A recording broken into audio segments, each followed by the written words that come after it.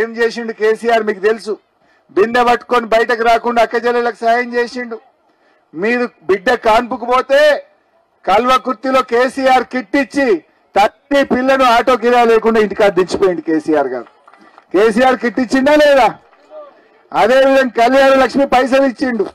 ఈ రకంగా మహిళల కోసం ఎన్నో కార్యక్రమాలు కేసీఆర్ గారు చేసిండు. రేవంత్ రెడ్డి వచ్చినాక ఏం చేసిండమ్మా? ఆయన ఏం చెప్పిండు?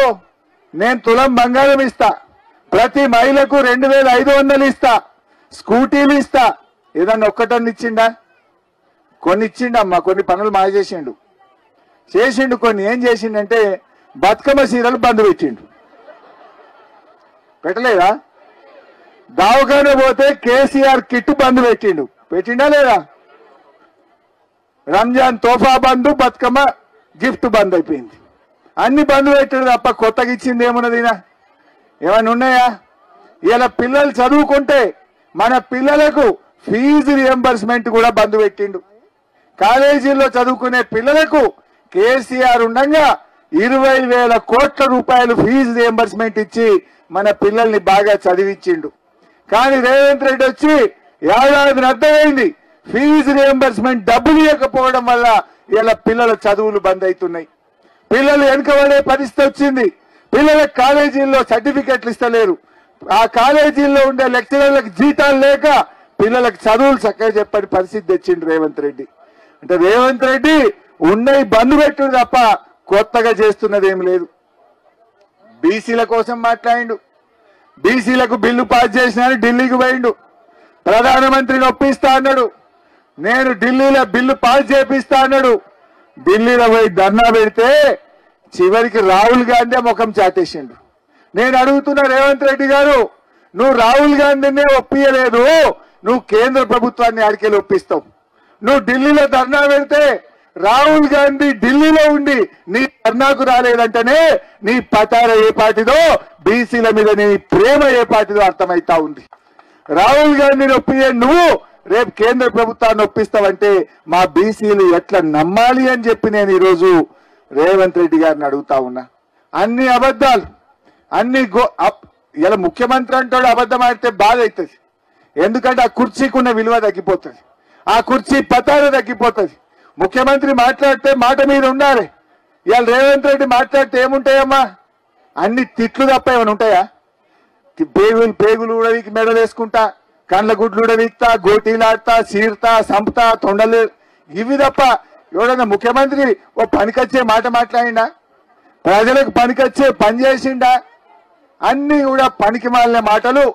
ఇవాళ శత్రుత్వం తప్ప ఒక్కట్లేదు. ముఖ్యంగా మా ఎస్టీలకు ఇవాళ రేవంత్ రెడ్డి వచ్చినాక కనీసం మంత్రి పదవి కూడా దొరకలే. కేసీఆర్ ఉండగా లంబాడి బిడ్డ సత్యవతి రాథోడ్ గారిని గొప్పగా మంత్రిగా పెట్టుకున్నారు. ఇవాళ అక్క రావాల్సి ఉండే, ఇంకో మీటింగ్ పడి ఇవాళ రాలేకపోయింది. ఇవాళ ఏడాది అర్థమైన ఎస్టీలకు ఇవాళ లంబాడీలకు కనీసం మంత్రి పదవి కూడా లంబాడీలకు ఇవ్వకుండా ఈ రేవంత్ రెడ్డి అన్యాయం చేసిండు. కేసీఆర్ గారు లంబాడీల గౌరవాన్ని పెంచిండు. మనకు సంత్ సేవాలాల్ మహారాజ్ జయంతిని అధికారికంగా జరిపిండు మన ఆరాధ్య దైవం. సో ఆ రకంగా మనమేమో మంచి పనులు జరిగితే రేవంత్ రెడ్డి కాలంలో వెనుకకు పోతున్నటువంటి పరిస్థితి ఉంది. ఇవాళ మీరు నిన్న మొన్న చూస్తున్న టీవీలల్లా ఆయన HCU యూనివర్సిటీలో చెట్లు నరుకుతా ఉన్నాడు. అక్కడ ఉండే పక్షులు, నెమళ్ళు, జింకలు అవి ఏడుస్తున్నాయి, అరుపులు పెడుతుంటే కూడా ఈయనకు చీమ కుట్టినట్టు కూడా లేదు. ఇవాళ ఇంతసేపు ఏ భూములు అమ్ముకుందామా, ఏ భూములు లూటీ చేద్దామా, ఇది తప్ప రేవంత్ రెడ్డికి ఇంకో పని లేదు. ఆడ అగ్రికల్చర్ యూనివర్సిటీలో 100 ఎకరాలు గుంజుకున్నాడు. ఇవాళ ఇప్పుడు మళ్ళా 400 ఎకరాలు హైదరాబాద్ సెంట్రల్ యూనివర్సిటీలో గుంజుకొని దాన్ని అమ్ముకుంటాడట. ఇవాళ భూములు అమ్ముకోవడానికే నువ్వు ముఖ్యమంత్రి అయినవా? అదేనా నువ్వు చేసే పని? నువ్వు పేదలకు ఇచ్చిన మాటలు ఏమైనాయి? పేదలకు ఇచ్చిన హామీలు ఏమైనాయి? ఒకసారన్నా రా ఏదైనా ఊర్లకు. నేను రేవంత్ రెడ్డిని అడుగుతా ఉన్నా, బాగా చెప్తున్నావు కదా రుణమాఫీ అయిపోయింది అన్నాడు. అయిపోయిందా అమ్మాయి అందరికి? అయిందా రుణమాఫీ?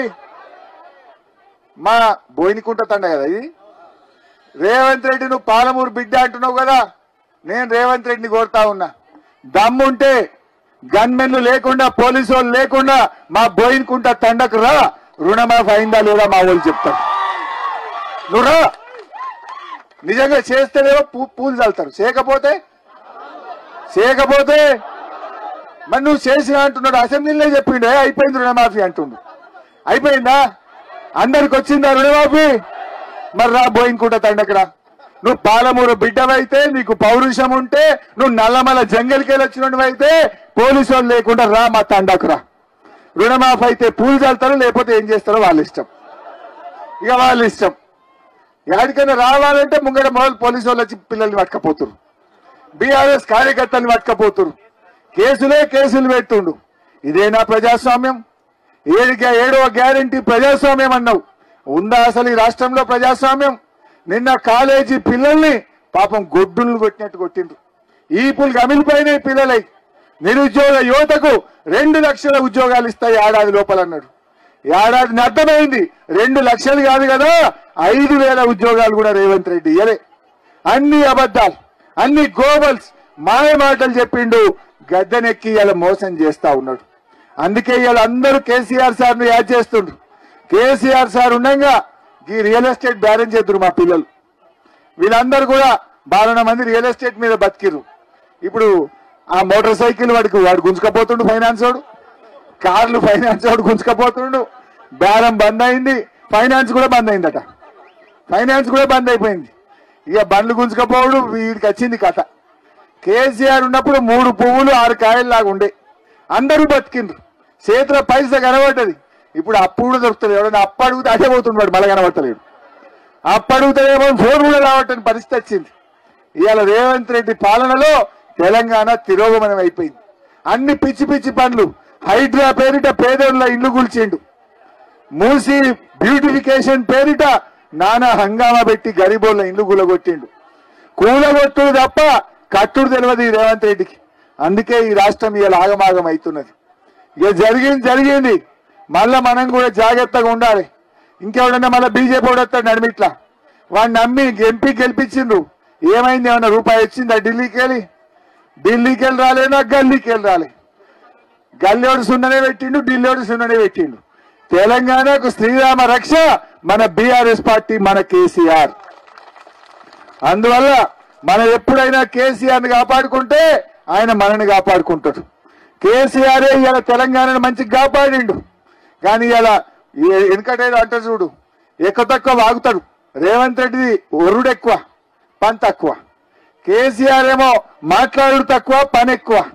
గది ఆలోచన చేయాలి. పనిమంతుడు కావాలన్నా ఒర్రుబోతులు కావాలన్నా? మనకు పనిమంతుడా ఒర్రుబోతులా? పనిమంతుడు అంటే మన కేసీఆర్, ఒర్రుడు తిట్టుడు అంటే మరిగా చూసుకోండి. గది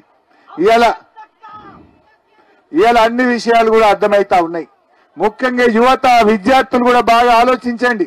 ఆనాడు ఢిల్లీలో ఉన్న మోడీ గారు ఏడాదికి 2 కోట్ల ఉద్యోగాలు అన్నాడు, మోసం. రేవంత్ రెడ్డి అన్నాడు మొదటి ఏడాది 2 లక్షల ఉద్యోగాలు అన్నాడు, ఈయన మోసం.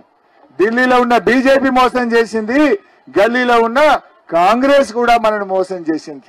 రేవంత్ రెడ్డి ఏమో ప్రతి మహిళకు 2,500 రూపాయలు బ్యాంకులో ఇస్తా అన్నాడు, ప్రతి రైతుకు 15,000 వేస్తా అన్నాడు. మోడీ గారు ఏమన్నారు ఢిల్లీలో? ప్రతి అకౌంట్ లో 15 లక్షలు వేస్తా అన్నాడు. విదేశాల్లో నల్లధనం తెస్తాం, 15 లక్షలు వేస్తామన్న మోడీ వేయలేదు, 15,000 వేస్తామన్న రేవంత్ రెడ్డి కూడా వేయలేదు. అంటే వీళ్ళందరూ కూడా మాటలు చెప్తారు. ఏ మాట ఇవ్వకపోయినా పేదింటి ఆడపిల్లకు 1,00,000 రూపాయలు ఇచ్చిండు కేసీఆర్. ఎన్నికల్లో ఓట్ల కోసం చెప్పకపోయినా ప్రతి ఎకరానికి 10,000 రూపాయల రైతు బంధు ఇచ్చిండు కేసీఆర్. ఇవన్నీ కూడా మనం ఆలోచించాలి. అందువల్ల మీరు కూడా రాబోయే రోజుల్లో మన బీఆర్ఎస్ పార్టీని ఆశీర్వదించండి. ఇప్పుడేమి ఎలక్షన్లు లేవు, ఓట్లు లేవు. నేను వచ్చింది మా తమ్ముడు మా అంజి గాని మా జైపాలన్న వచ్చి అంబేద్కర్ విగ్రహం పెడుతున్నాం, సేవాలాల్ మహారాజ్ విగ్రహం పెడుతున్నాం, గాంధీ గారి విగ్రహం పెడుతున్నాం అంటే ఒక తండాలో అంబేద్కర్ విగ్రహం పెట్టడం నిజంగా నాకు చాలా సంతోషం అనిపించింది. ఈ జనరల్ గా తండాలో సేవలాలు పెడతారు, కానీ అంబేద్కర్ విగ్రహాలు తక్కువ ఉంటాయి. కానీ ఇలా మీరు ఎంత గొప్ప మనసును చాటిందంటే మహాత్మా గాంధీని, అంబేద్కర్ ను, సేవాలాల్ను 3 విగ్రహాలు పెట్టి ఈ తండా రాష్ట్రానికి ఆదర్శంగా నిలిచింది. ఈ విగ్రహాల కోసం సహకరించిన, సహాయం చేసిన ప్రతి ఒక్కరికి, ఇల్లు కట్టించిన మా జెడ్పీటీసీ గారికి హృదయపూర్వకంగా నా అభినందనలు ధన్యవాదాలు కూడా తెలియజేస్తూ నమస్కారం. ఇప్పపల్లి తండా గట్టు ఇప్పపల్లి తండా గురించి తప్పకుండా అది అసెంబ్లీలో మాట్లాడతాం. జై తెలంగాణ. ఒక 50 మంది పార్టీలో జాయిన్ అవుతారు. ఇప్పుడు చరికొండ గ్రామం నుంచి బీఆర్ఎస్ పార్టీలో జాయినింగ్ ఉంది. మరి వాళ్ళు ముందుకు రావాల్సిందిగా కోరుతున్నాం. కాంగ్రెస్ పార్టీ నుంచి బీజేపీ పార్టీ నుంచి బీఆర్ఎస్ లో జాయిన్ అవుతారు. హరీష్ అన్న చేతుల మీదుగా ఒక కాండో వేసుకోవాల్సిందిగా కోరుచున్నాం. నరేష్ సర్పంచ్ సాబ్, సర్పంచ్ నరేష్.